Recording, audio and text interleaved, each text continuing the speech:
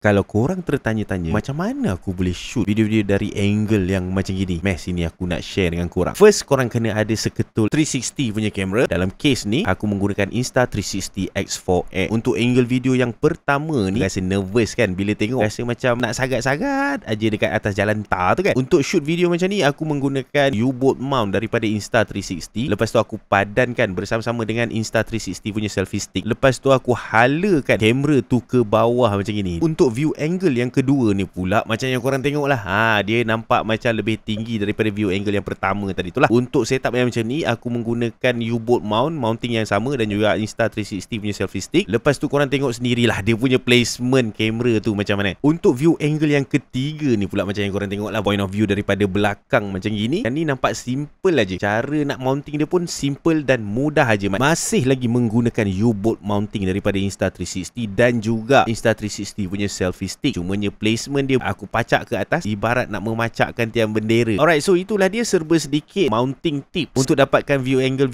yang menarik untuk video korang. Banyak lagi sebenarnya korang boleh buat dengan kamera 360 ni, especially jenis yang kecil, compact dan ringan macam Insta360 X4N. So korang rasa macam mana? Komen lah sikit.